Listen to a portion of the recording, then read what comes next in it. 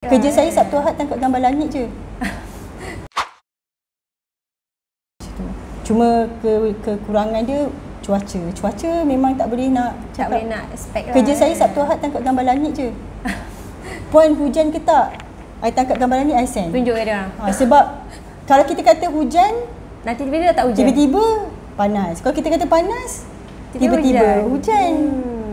Macam saya memang tak boleh nak cakap saya bukan Tuhan, tapi kena tangkap gambar langit lah. So tiap-tiap Sabtu Ahad saya punya rutin lah tangkap gambar langit. Cuaca okey tak puan? Sebab Sabtu Ahad tu selalu orang ramai lah. Macam tu. Sabtu Ahad reservation only.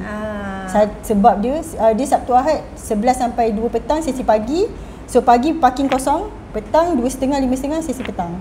Sebab dia kita tak nak kereta bertembung. Jalan kecil. Nak keluar masuk kan, kat sini kampung kan. Mana-mana sungai kat dalam Malaysia ni jalan sama je, memang kecil. Sungai? Nama banyak. Kalau naik air terjun tu lagilah, satu kereta je boleh lalu. Kalau bertembung, gaduh dah. Oh, tak boleh nak undur? Tak boleh. Kalau undur, macam ni lah, jauh. Tak expert. Saya sini takut nak naik ke atas.